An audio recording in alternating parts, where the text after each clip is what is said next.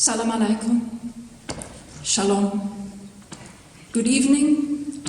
Guten Abend. My name is Izzeldin Abuelaish, and I'm a Palestinian from Jabalia refugee camp in Gaza. What can I do? I didn't have a choice. If I were to decide, I'd choose maybe Switzerland or Australia or Dresden. Do you know what the distance is between Tel Aviv and Jabalia? 86 kilometers. An hour drive as the crow flies. Jabalia is a very nice place. A bit crowded, but nice. 200,000 people over 1.5 square kilometers. Nice and cozy, as you say. Here, it is also nice. The river, the trees, the castle, this church. Nice.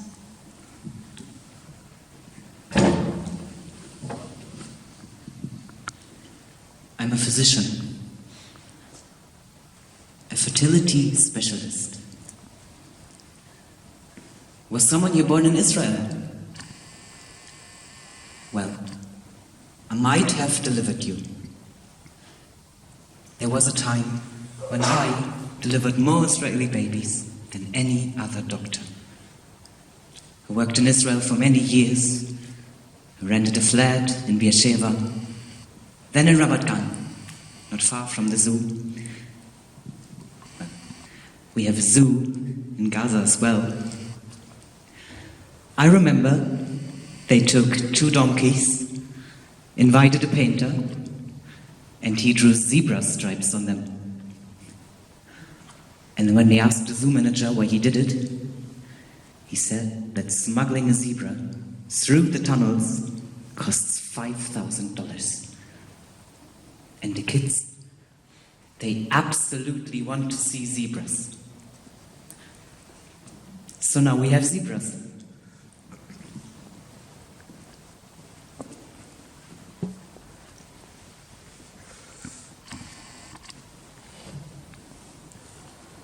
In Jabalia refugee camp, there were 11 of us in a room of 3 meters by 3 meters.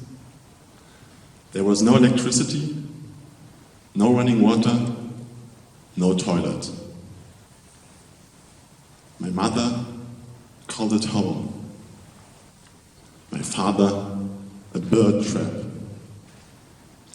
Look, my son, do you see that land? Soon, we will go back there. When? In 2 weeks. 2 weeks. Maybe a bit more. Father, I'm hungry. My stomach started to fight with my heart. Hungry? Do you know what there is on our land? Corn, figs, grapes, wheat, and so much milk and cheese from the sheep. You are Izzeldin Abuelaish.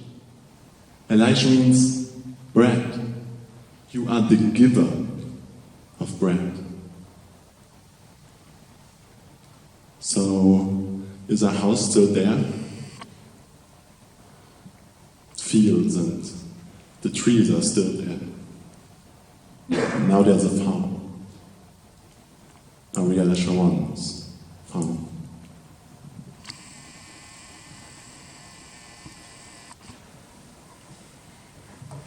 The first ray of hope in my life was an eraser my teacher Al-Halabi gave me.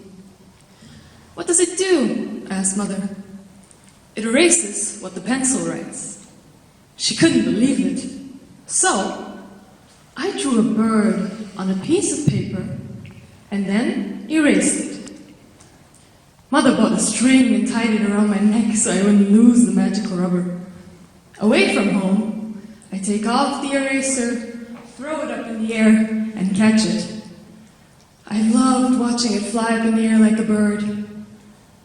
Until one day, it didn't fall back. I ran and begged my teacher for another one. Izzeldin, you're a smart boy. The only way for you to get out of this damn place is if you study. If you study, you can become a doctor, a lawyer, an engineer. I will give you another eraser. But wear what I tell you like an earring. You have to study.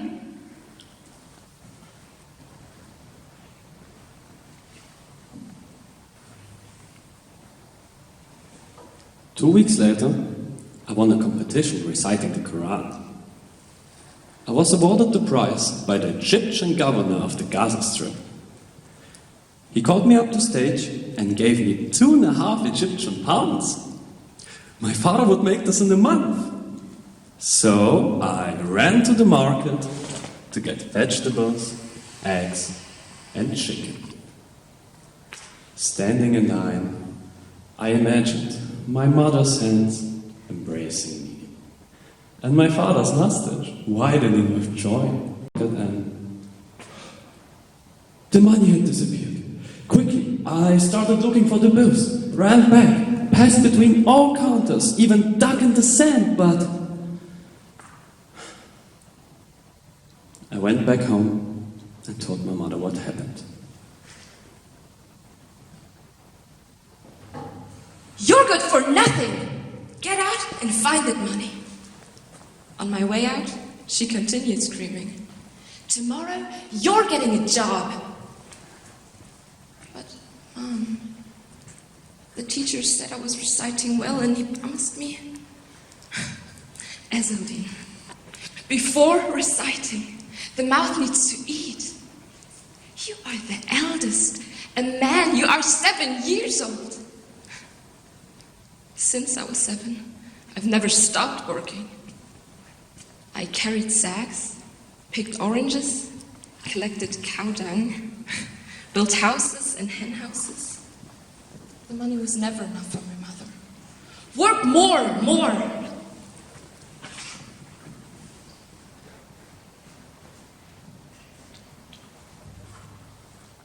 I started skipping classes until one day my teacher, Al-Halabi, caught me and said, Izzeldin, I will not stand aside as you bury your future in the sacks of sand. So, when I was 15, I left home for a month to save enough money and focus on my studies. I was working on a farm owned by the Mamouni family. It's Naomi, the mother, Leah, the daughter, and Lucy, the dog. They were the first Jews I had ever met. At first, I was afraid. I used to sit on the bed and read the Quran all night. I was afraid the father, Itzig, would slaughter me like a chicken. One day, they invited me for a kiddush.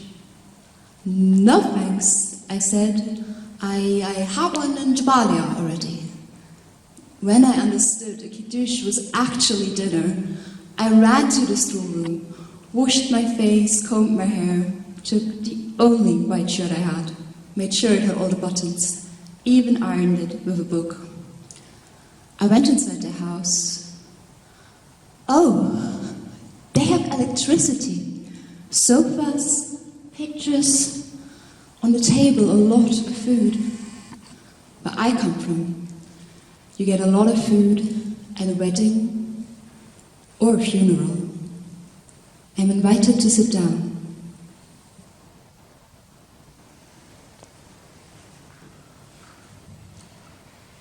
Suddenly, they put a handkerchief on my head. I panic. They tell me to get up. I get up. They pass wine. No thanks, I don't drink. Still don't. Suddenly, They are leaving. Mr. Itzig, where are we going? To wash our hands. It's a Jewish ritual. Why? I already washed in the storeroom. You have to do it again. I wash my hands and get back to the table. Where I come from, you don't let a dog inside the house. It's impure. And this boozy, on purpose, won't stop licking my leg. At last, they're cutting the bread. This is not a slice of bread. I thought it was for boozy. Eat. I ate. Sweet bread with salt. These Jews are crazy. Bon appetit, said the mother. Mrs. Naomi, what is this? Chopped liver. And that? Minced meat. And that? Minced fish. Such a waste of good food. And why did they stick a piece of carrot in its eye? And that? Chicken soup. Want some? Sure, I said. She poured some soup. I waited for the chicken. No chicken. Only yellow croutons. Matzo balls. No wonder Jews are violent. They're frustrated.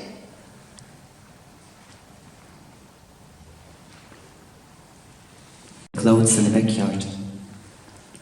Where I come from, piles of clothes are donations from the UN. So I took a sack, gathered up all the clothes and took them into the camp. When I arrived at the camp, I called out, "Donations! From the Jews!" The people jumped on the clothes. But Father, he wouldn't let my brothers touch them. A few days later, Naomi asked me, "Izzeldin, have you seen our laundry?" Laundry. I told her what happened. They laughed, and I laughed as well. Oh, and by the way, this is how Adidas got into the camp. When I arrived back at the camp, my father asked me, "So, Izzeldin, how was it with the Jews?" "They are good people, Father. We have the same God."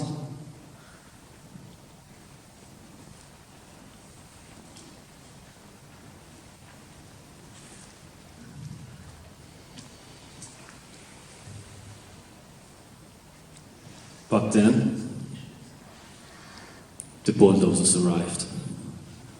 "Empty the houses!" the megaphone called. "You have 1 hour to empty all houses!" They wanted to destroy 100 houses, so tanks could pass through the camp. "To empty the house?"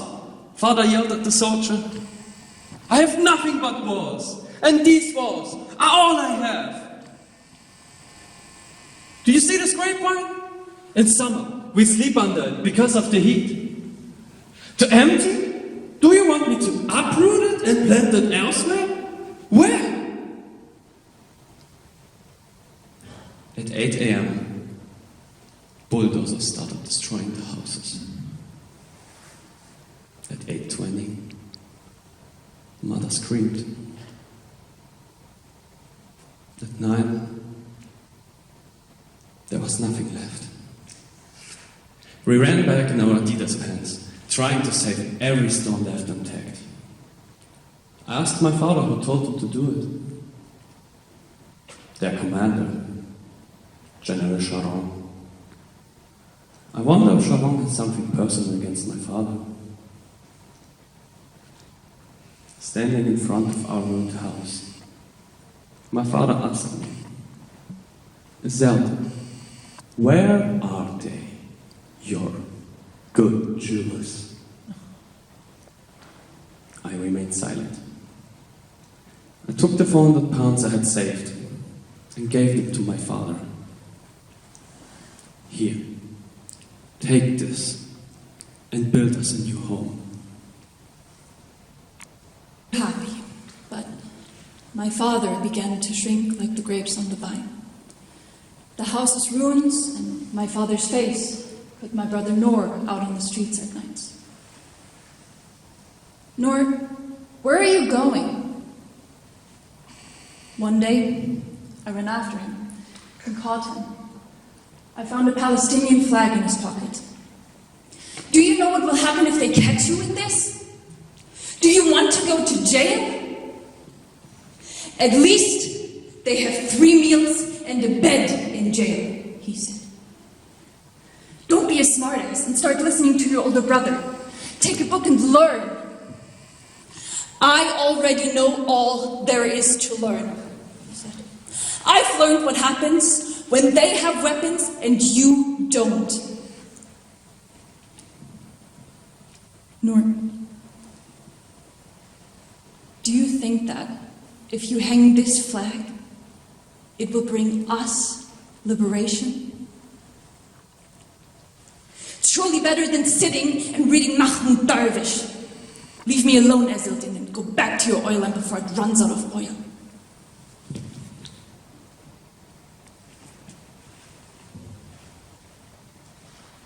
I decided I'd do everything to bring Father back the dignity the bulldozer had crushed. I surrounded myself with books and didn't let hunger nor exhaustion get to me. Only 4 students from Gaza were admitted to medical school in Cairo, and I was one of them. People from all of Gaza came to say goodbye. It was like the first man to fly to the moon. I made sure Father stood beside me and received all the blessings. The aunts and neighbors already came up with illnesses. Dr. Izzeldin, my leg hurts. Dr. Izzeldin, it hurts here. Aunt Halifa, Aunt Fatma, I'm not a doctor yet. You were admitted, Father shouted at me. So you're a doctor. And not just any doctor. Dr. Abuelaish. And that's it. Like the eraser. I rose up above the camp. 3 checkpoints, 2 detention houses, 1 health examination. And I landed in Cairo.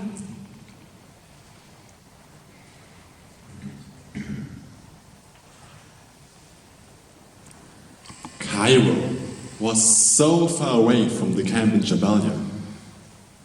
Students from all over the world, clubs, lights, poetry nights.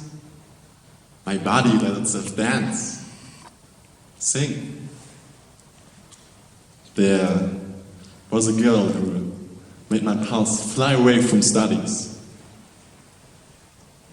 But then I'd picture my father washing dishes in a restaurant, sweating in a field, saving money so I could continue my studies.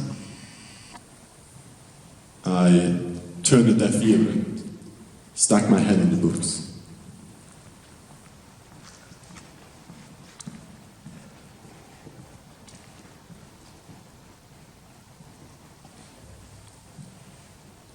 A few days before graduation, my brother Noor came to visit me.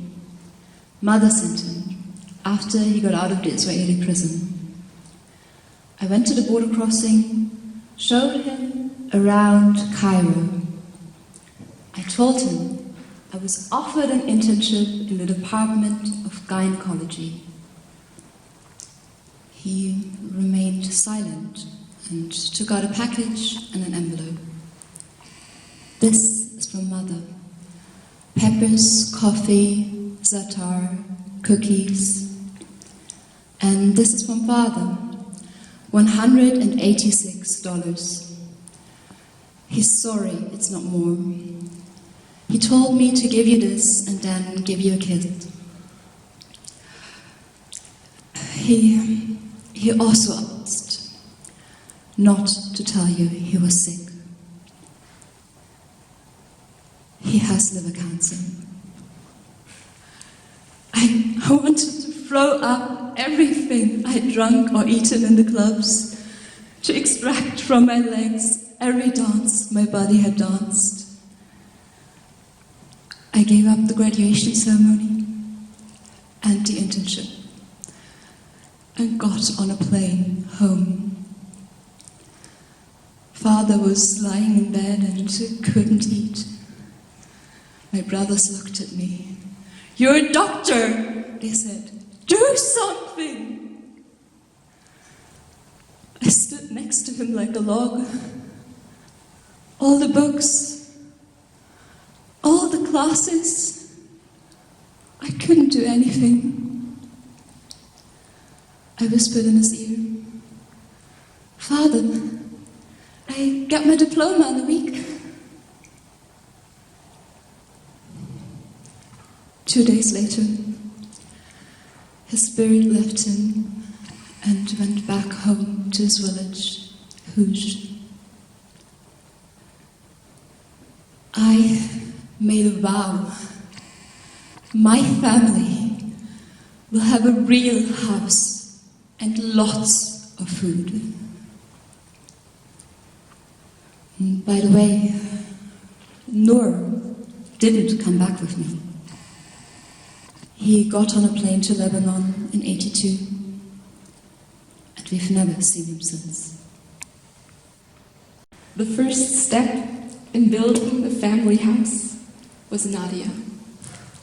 Nadia was like the moon, soft and illuminating.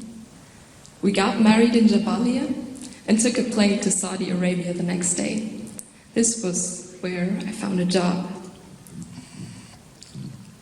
Then the Intifada began. Nadia wanted us to go home. "Your brother Rezak was arrested," it said, "and your street is on fire. What are we doing here?" I told her, "If you want, we'll go back. But who will send money to Mother? Who will pay for Atta's medical studies? Who will pay for Shihab's wedding?" Nadia remained silent.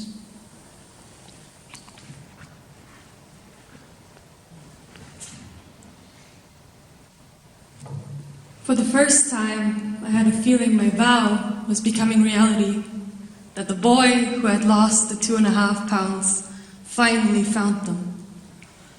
We came back after 2 years with 2 daughters, Bisan and Dalal. Bisan was named after the city, Bisan, and Dalal after my mother. It was the middle of the Intifada, but I was with Mother and the brothers like Nadia wanted. I opened a clinic in the camp, treating women pro bono. I wanted to stay home with the daughters, but my patients needed help. So I called an Israeli doctor, Dr. Bruno Lunenfeld, explained to him when my patients needed a laparoscopy, asked if he could help. He agreed, and soon I started transferring patients from Gaza to Israeli hospitals. Until one day, I was offered to take up residency in Soroka and become the first Palestinian resident. By that time, we had 7 children. Bisan, Dalal, Shatta, Mayar, Aya, Rafa, and Muhammad. Nadia said, "Do it." Nadia, it's 5 years.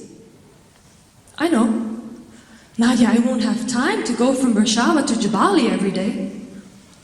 I understand. If I have to cross the Eris crossing, I won't be on time for my studies and consultations. I know. I will have to rent a flat in Beersheba and only come home on the weekends. Nadia, it's 5 years. It's your dream. I'll manage.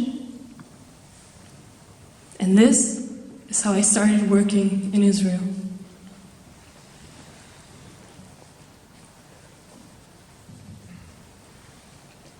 Those years, we mainly spoke on the phone. Bisan, how are you, sweetie? Can you pass Mom? No. There are some patients I need to see. Next Friday, I promise. Nadia ya habibti. I won't be home until next Friday.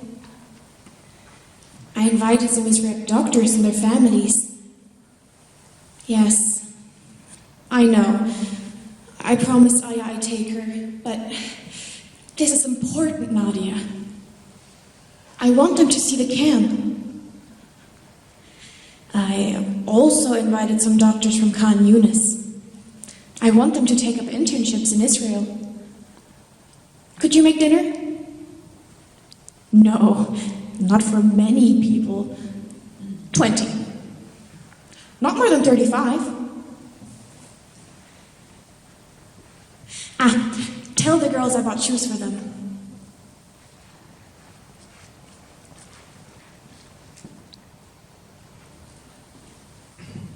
Three days after that phone call, the second intifada began. I didn't know what to do. There were people who said, Izzeldin, you're delivering a new generation of occupiers.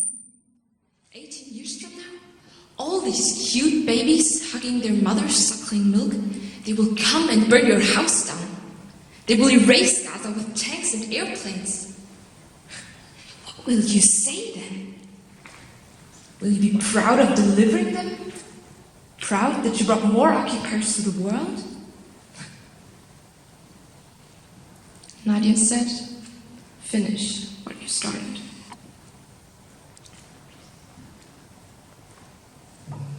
But in Israel, it wasn't simple either.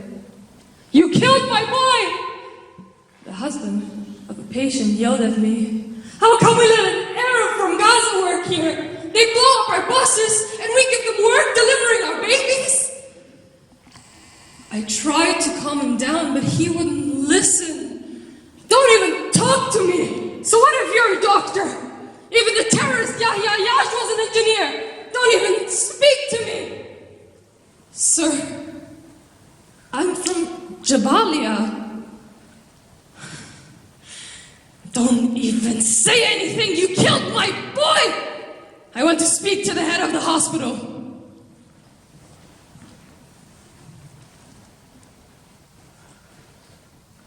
I was constantly reminded where I came from. But I had my ray of hope. I finally finished building the house I promised my father. The vow was fulfilled. A 5-story building for the whole family. From the north, you can see the village Hush, Jabalia, seen from the east. And from the west, the sea. On the second floor lived my brother Atta with his family. On the third floor lived Nadia, the kids, and I. On the fourth floor lived my brother Rezak with his family. And on the fifth floor, my brother Nasser with his family. We reserved the first floor for our mother. When I told her that the new house was finished, she remained silent. She was busy ironing my brother-in-law's clothes. I explained to her that it wasn't good to stay alone with the old house, that it was falling apart, but She remained ironing. I told her that it wasn't good to stay alone at night. What will he do? He will think we didn't wait for him. Mother, everyone knows where the new house of the Abuelaish family is. If he comes back, he can ask, and anyway, what is the chance that he... I stopped. I planned to hang the residency diploma in her place, but a month before I could finish it, she had a stroke. "You're a doctor," my brothers yelled once again. "And not just any doctor, specialist, do something!" So I did. I asked Basan to sit next to her, hoping that when she wakes up, she will see her beloved granddaughter once again. 3 days later, her spirit left her and went looking for Noor.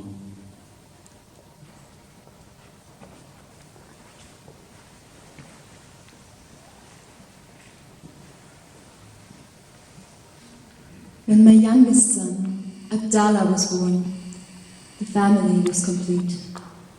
I finished the residency. Nadia and the children were so excited that we were finally going to be together. But I didn't come home. Instead, I was offered a scholarship in Harvard. I had to bring to the camp the knowledge of health services management. Nadia said, "Do it." "Are you sure?" "I'm sure."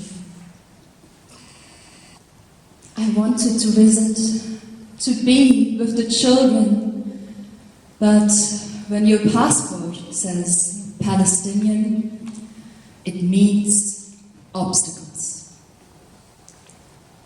I stayed there for the whole year without visiting my family. At the end of the year, I stood at the commencement in Harvard. When they called out my name, they rose up the Palestinian flag. I looked up to the sky and called my brother. "Look, Noor, it's your flag." When the ceremony was over, everyone was hugging their families. I was left alone, my hands holding the diploma, my eyes staring at the flag. And I came back home with 3 suitcases full of presents. My 3 elder daughters were away at peace camp in the USA. The younger daughters hugged me, took the presents and went to play. And Abdallah, my youngest boy, heard his cousins calling me uncle, so he called me uncle too. The uncle with the diploma and the presents is home. Yes, I was home, but the situation drove me out of my mind.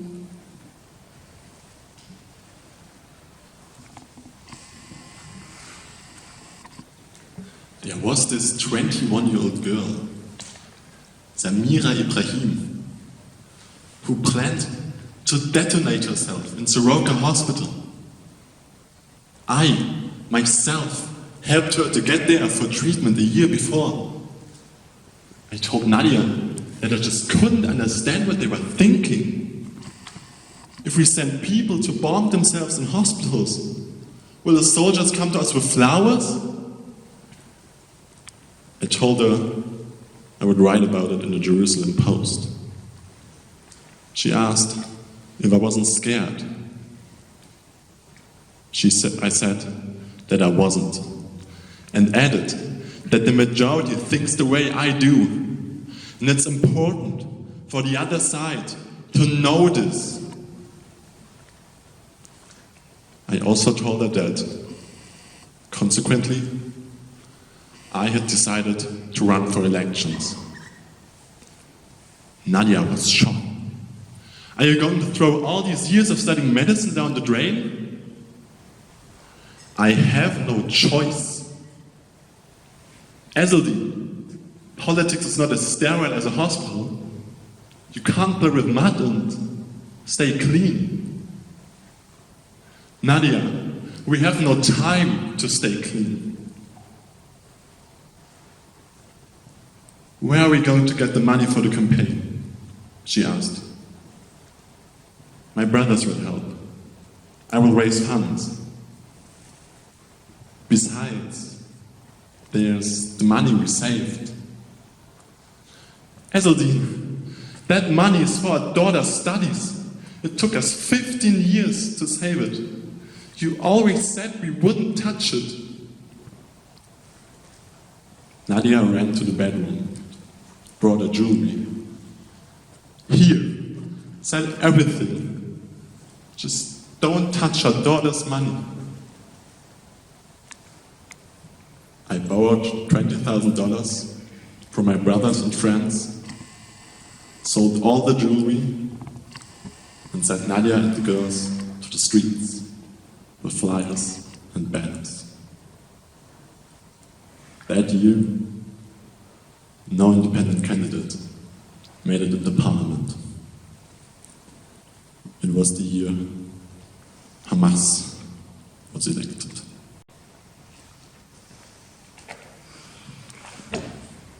I found myself abroad again, Afghanistan this time, trying to earn the money I had lost. Again, Nadia was alone, and I was coming home with suitcases full of presents.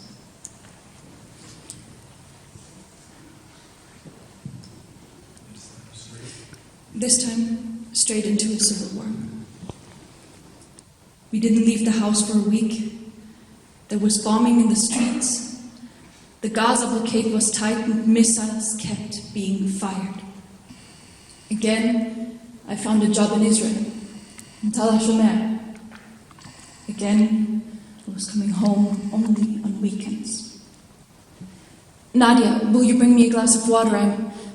Mohammed, not now, sweetheart. Dad needs to rest for a moment. What do you mean he didn't do his homework?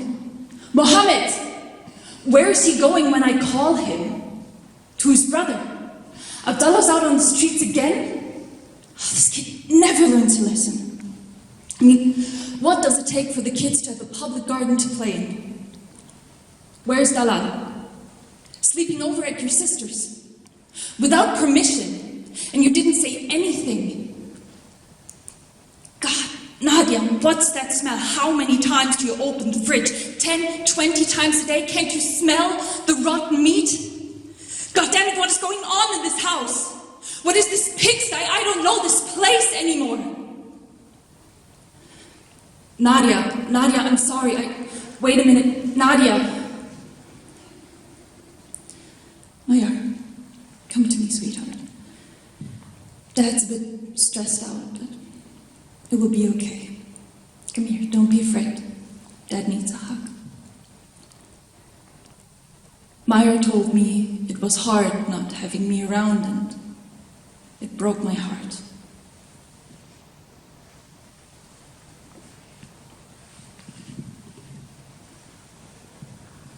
Nadia, I'm sorry. There was a cancer patient at the checkpoint, and he needed to get his chemo. They didn't let him through. They didn't like his permit. The soldier told me not to intervene, and I almost... We all need to get away from here, I said. Things are getting worse. Nadia embraced me. I bought a ticket to Brussels, scheduled some job interviews, since I was determined to find a place where we can all live together.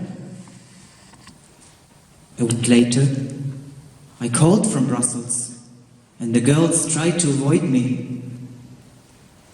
They said that Nadia was at her sister's. I felt that something was not right. I didn't know what. A day later, I got an email from Shatta. Mother is sick.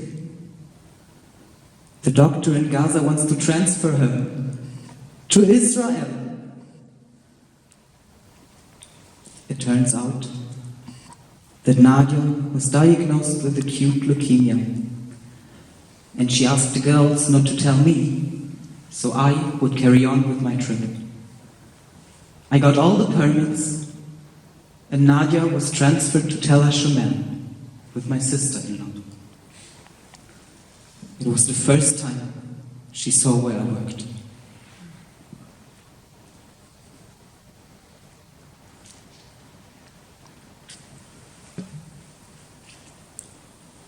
At the Brussels airport, I looked at the departure board and saw a direct flight for Tel Aviv.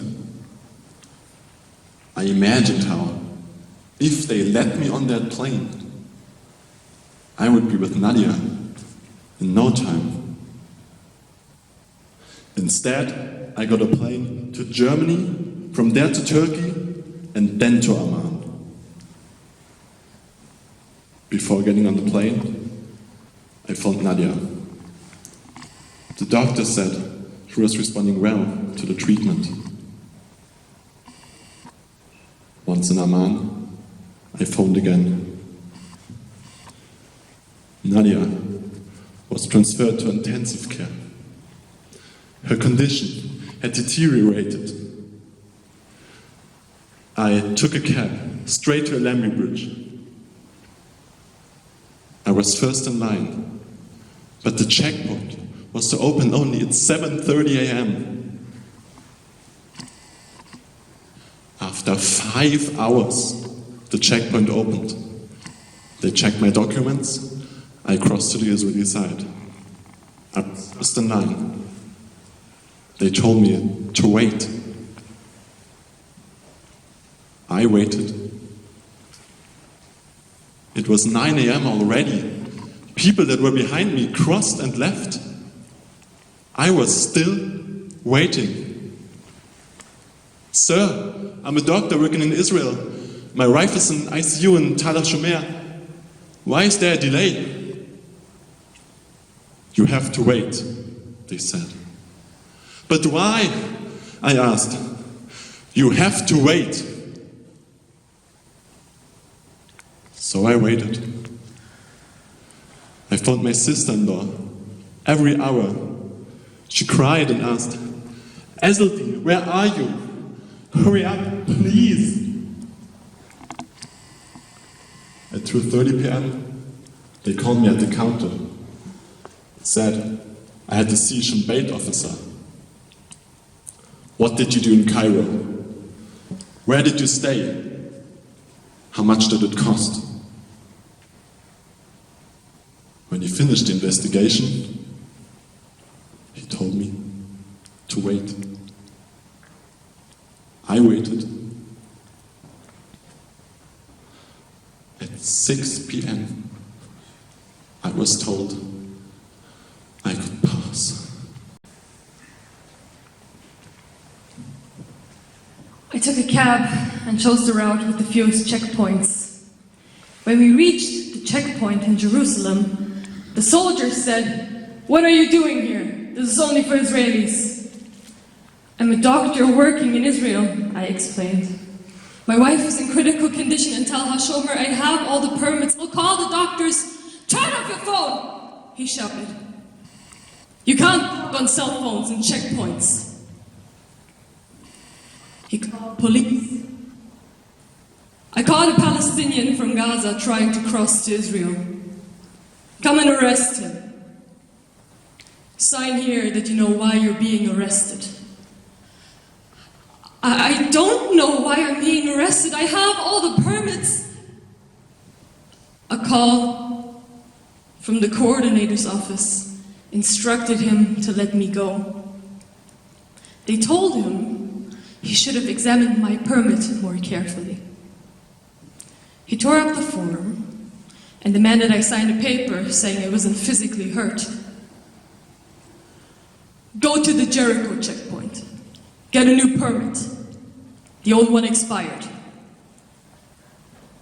Jericho? But That's 50 kilometers in the opposite direction.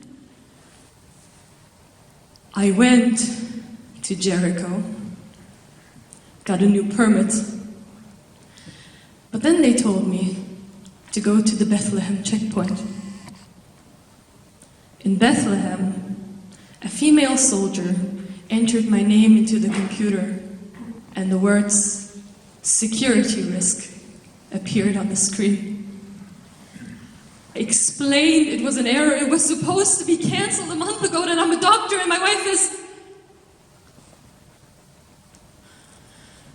They take me to a room about 1 by 2 meters.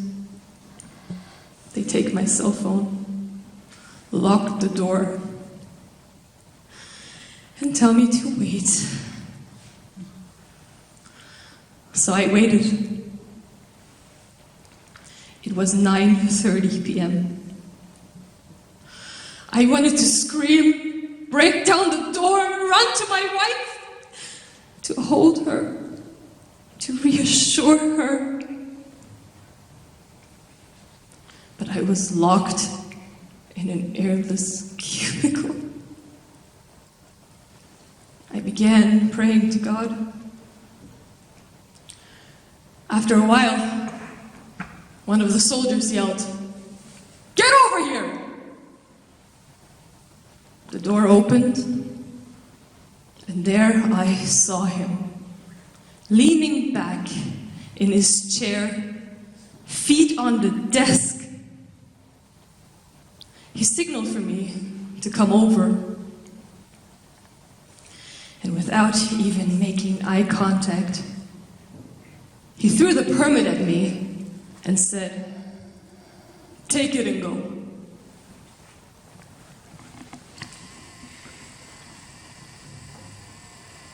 I ran to the hospital, straight to the ICU.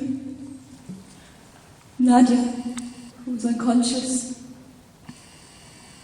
I approached her, held her hand and said, "I'm here, Nadia. I'm here." A few days later, her condition turned worse.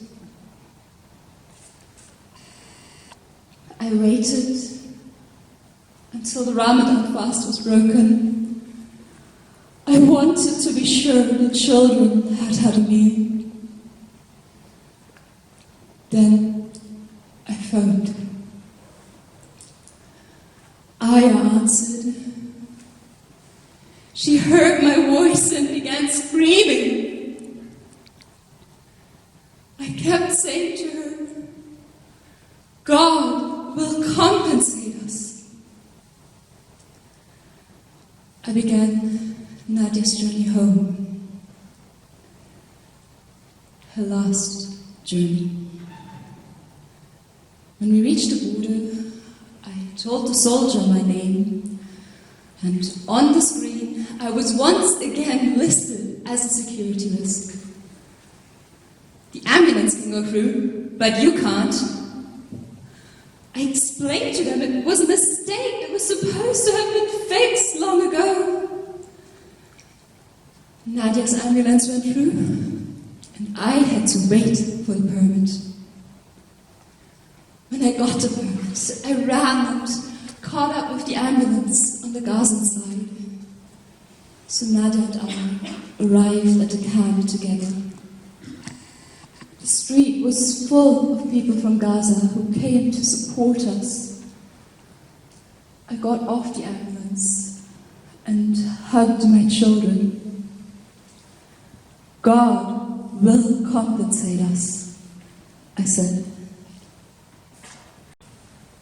3 months later, on the last day of the Eid, I took the children to the beach. They took off their shoes and ran into the water, despite of the cold. I saw their son, laughing, careless, like a normal 21-year-old who doesn't have to take care of a family of 9. I recalled a verse by Mahmoud Darwish. He who looks at the sea does not know the sea. He who sits on the shore does not know the sea. Only he who immerses himself knows the sea. He who endangers himself and forgets the sea within the sea.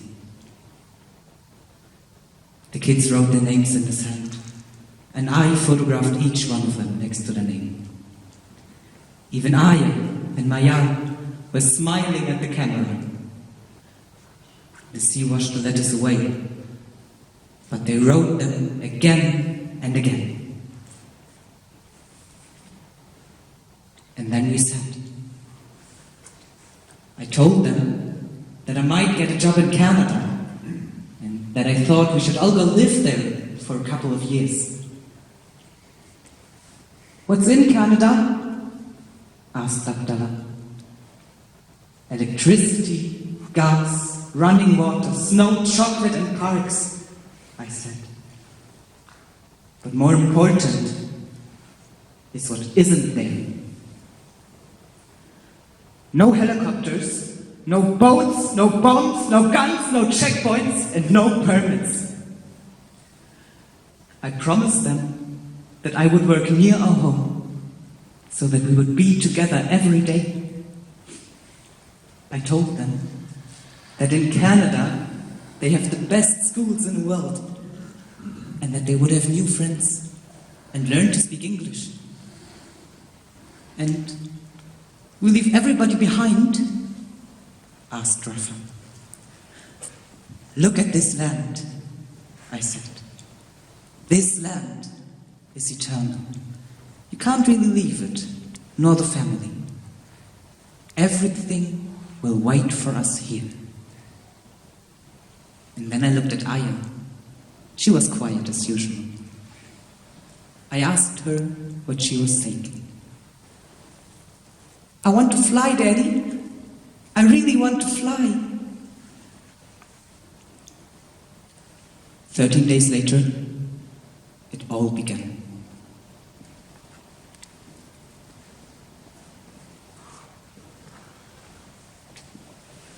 Shea, my brother, don't take your children to the community center. No place is safe anymore. The army bombs mosques, schools. I'm staying at home. It's the safest. Come over, but don't forget to bring flour, vegetables, candles, and matches. We had no electricity, no gas, no phone. I cannot describe what it feels like when a 1-ton bomb falls next to your house. It's like when an internal cord that keeps you together suddenly breaks. And I saw this cord break in each one of my children. A week later, the ground attack began. "Listen, children," I told them. "I don't want to see any of you in the outside rooms, especially not near the windows. We'll bring the mattresses and sleep in the living room. As for water, no one goes up the roof. We'll use what we have. No showers, and we'll flush the toilet once in 3 days." Our only connection to the outside world was a transistor radio broadcasting the body count and a cell phone out of power. But my daughter Shata and her cousin Raida suggested a brilliant solution. "Look, Daddy, we cut the charger's cable and attach it to the radio batteries." It took 10 hours to charge one cell phone. I was getting daily phone calls from the international media. I didn't want to scare the children, but I knew there was no choice. I understood no journalist was allowed in Gaza. I had to tell the world what was happening. From my window, I could see entire neighborhoods being wiped out. Houses being taken down by bulldozers, cannon shells being fired at windows. I didn't know if it was day or night. I begged the reporters that somebody should stop it. Somebody stop it!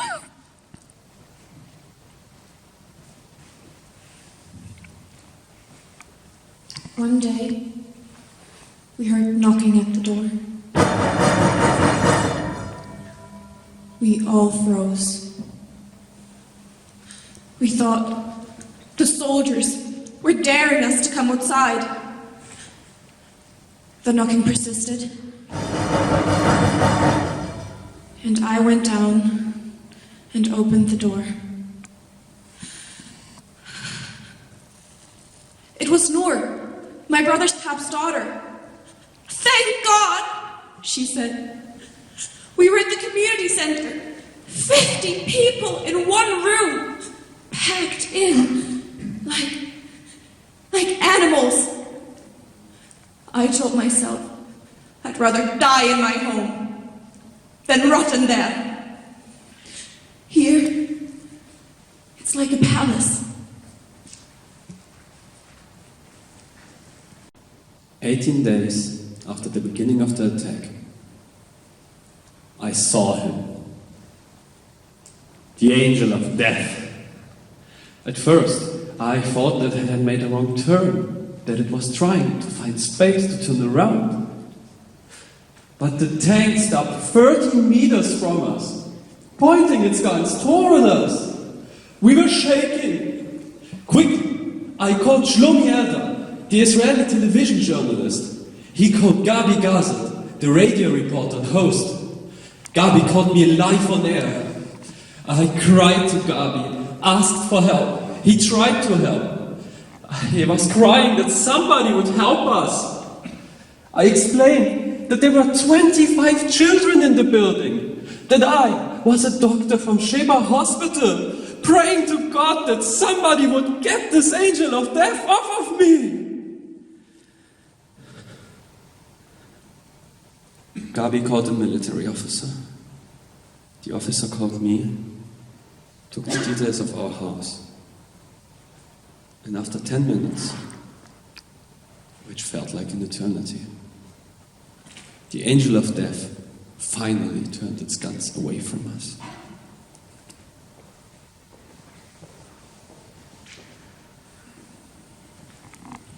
Now you're safe, I told my children. Now they know you're here. I told you, people know me. The kids started asking questions. When is it going to end, Daddy? Why would they do this to us? What are the leaders saying, Daddy? Daddy, who is Ehud Barak? Who is Ehud Olmert? I went to my desk and took out 2 pictures from the drawer. Look, I said, this is Ehud Barak. We were photographed together a few years ago at his house when he was Prime Minister. He invited a few doctors, and when he heard I was from Gaza, he sat, and we talked for more than an hour. He asked how I came to be a doctor and how I managed my life between Gaza and Israel. And the one with his arm around me is Ehud Olmert. It was taken in Jerusalem at a medical congress. They were both very nice. They both talked to me about peace and coexistence. The kids were confused, and as a matter of fact, so was I.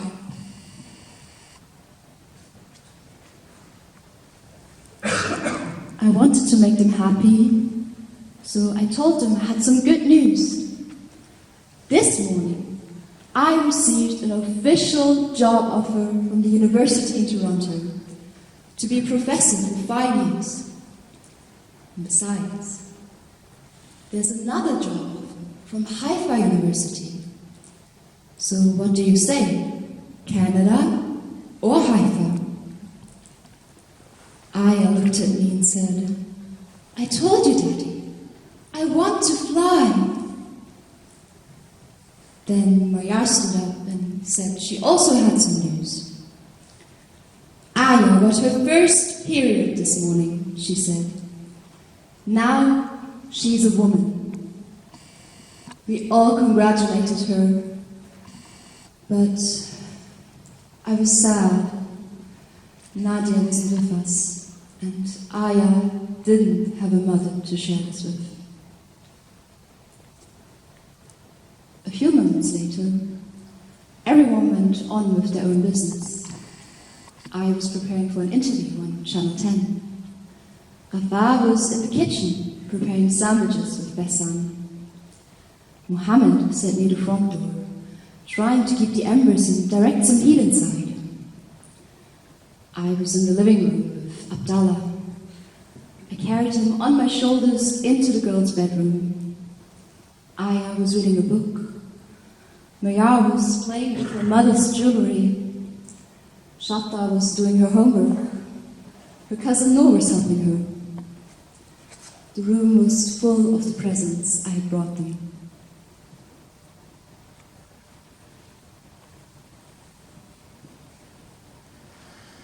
A few moments later, I left the room with Abdallah.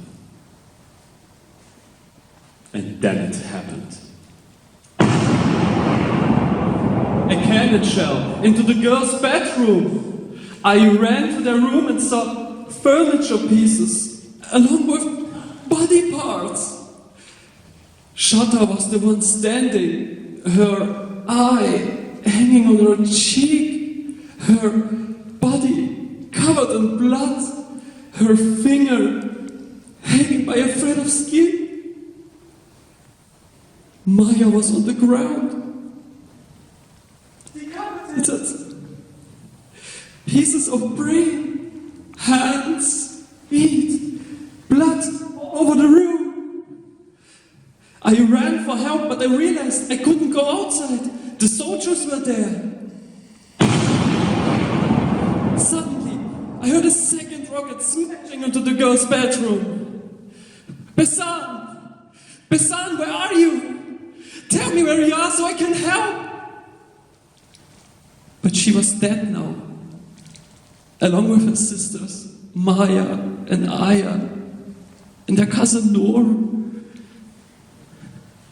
Shatta was standing in front of me, bleeding. Khaida was lying still on the floor. My brother Nasser raced down the stairs, but was also struck along Atta and Khaida.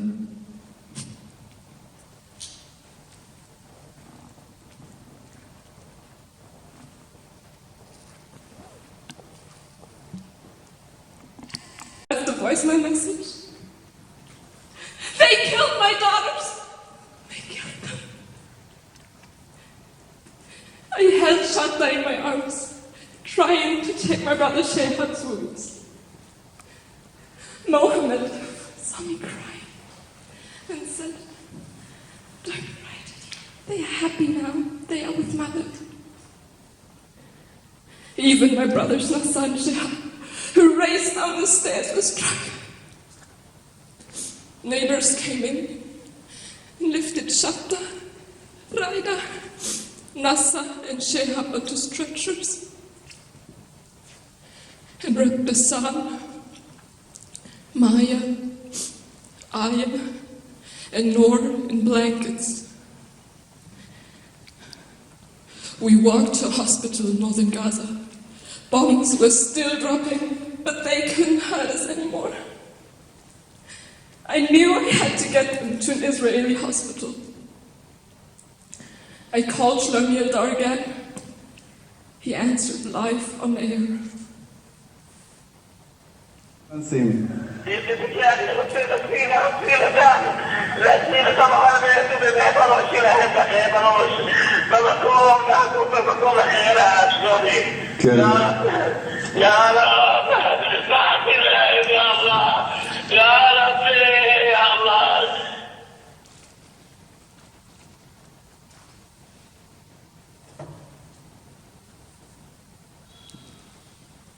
The night following that day, the ceasefire was ordered.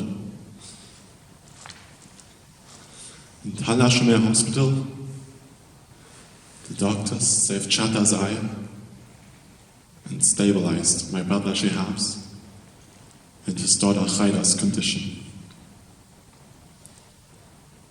The Quran says the deceased must be buried quickly. But I couldn't get a permit to cross the border. So my daughters and my niece buried without me. We wanted to bury them beside Nadia, but the army said the area was closed, so we were buried elsewhere. In the beginning, the army avoided giving answers and wouldn't admit its mistakes. They said there were snipers on the roof. But if they were on the roof, why did they fire twice at the third floor? Then they said the girls died from fragments of croissant rockets fired by Hamas. Then they said I was hiding militants at my house.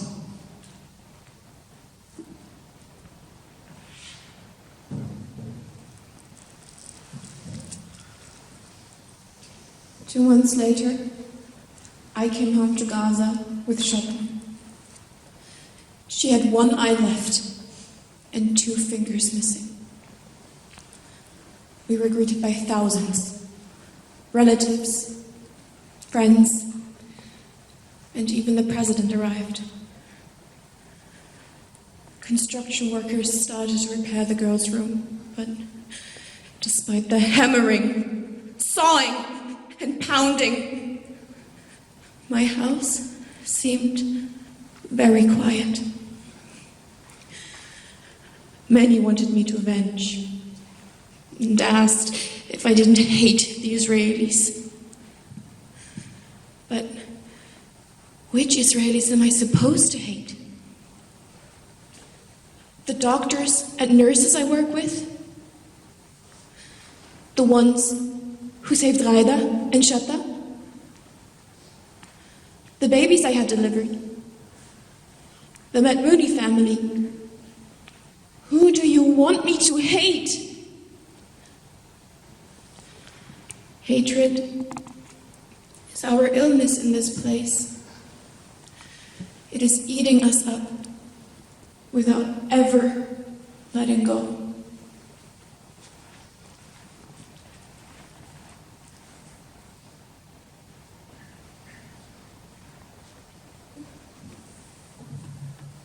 A few months later, we decided to keep with our plan and fly to Canada for 5 years. At the airport, friends and journalists from Israel came to say farewell. Shlomi Eldar brought me a jar of sand. So you won't forget where you came from, he said. At the terminal and looked at my children. Suddenly, I could see Nadia and the 3 girls. I saw Nadia so happy that we were finally all together. I saw Besam handing out sandwiches. I saw Maya sitting on the bench and looking at people. And I saw Aya smiling at me and saying, "Daddy, we're flying at last."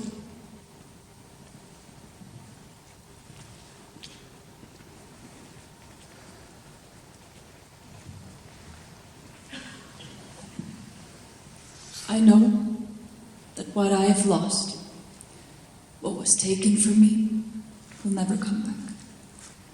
But as a physician and a Muslim of deep faith, I need to move forward to the light, motivated by the spirit of those I've lost.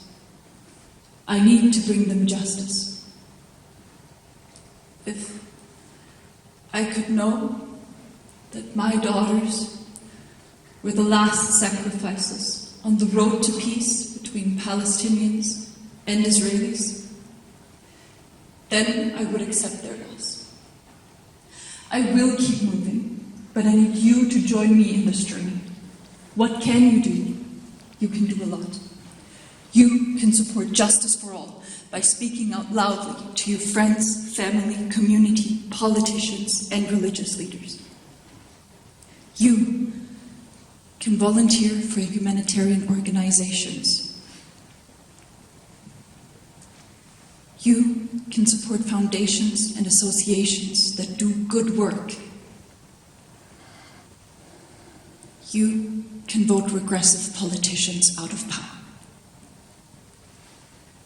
There are many things that we can do to move the world toward greater harmony. Frieden sei mit euch. Peace be with you. Shalom Aleichem. Salam alaikum.